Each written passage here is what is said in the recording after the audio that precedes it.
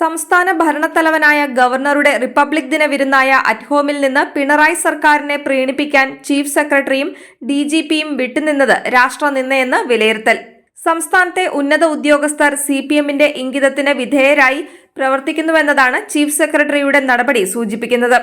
സംസ്ഥാനത്തെ ഭരണത്തലവനായ ഗവർണറെ ഒറ്റപ്പെടുത്തുക എന്ന മുഖ്യമന്ത്രിയുടെ ഇംഗിതവും ഗവർണറുടെ വിരുന്ന് ക്ഷണത്തിൽ നിന്നും വിട്ടുനിൽക്കാൻ കാരണമാണെന്ന് അറിയുന്നു. പ്രോട്ടോകോൾ പ്രകാരം രാജ്യത്തെ എല്ലാ രാജ്ഭവനുകളിലും റിപ്പബ്ലിക് ദിനത്തിൽ ഗവർണർ വിളിച്ചു ചേർക്കുന്ന വിരുന്ന സൽക്കാരവും ഒത്തുചേരലും നിർബന്ധമാണ്. ഗവർണറുടെ നിയമസഭാ പ്രസംഗം പോലെ തന്നെ ഭരണഘടനാ ബാധ്യതയാണ് ഈ ചടങ്ങും. ഭരണാധികാരികൾ തമ്മിൽ എന്ത് അഭിപ്രായ വ്യത്യാസമുണ്ടായാലും ഇത്തരം ചടങ്ങുകൾ ബഹിഷ്കരിക്കുന്നത് രാജ്യത്തെ ജനാധിപത്യ വ്യവസ്ഥയെ അവഹേളിക്കുന്നതിന് സമാനമാണെന്ന് ചൂണ്ടിക്കാണിക്കപ്പെടുന്നു.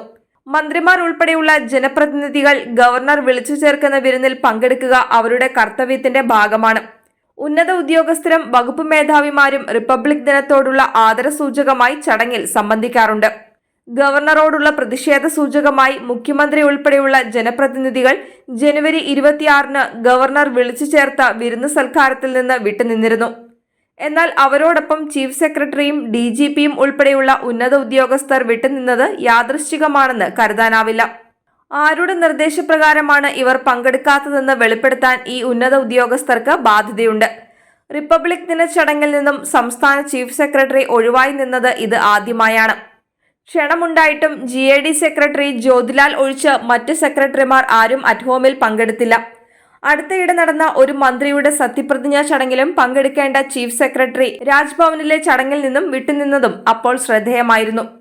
കടുത്ത സാമ്പത്തിക പ്രതിസന്ധി മൂലം സംസ്ഥാനത്ത് സാമ്പത്തിക അടിയന്തരാവസ്ഥ പ്രഖ്യാപിക്കേണ്ടതിന്റെ ആവശ്യകത സംബന്ധിച്ച് ഗവർണർക്ക് ലഭിച്ച പരാതിയിൽ വിശദീകരണം നൽകാൻ ഗവർണറുടെ നിർദ്ദേശപ്രകാരം രാജ്ഭവൻ സെക്രട്ടറി ചീഫ് സെക്രട്ടറിയോട് ആവശ്യപ്പെട്ട് കത്ത് നൽകിയിട്ട് 1.5 മാസം പിന്നിട്ടിട്ടും ഇതേവരെ ചീഫ് സെക്രട്ടറി മറുപടി നൽകാൻ തയ്യാറായിട്ടില്ല.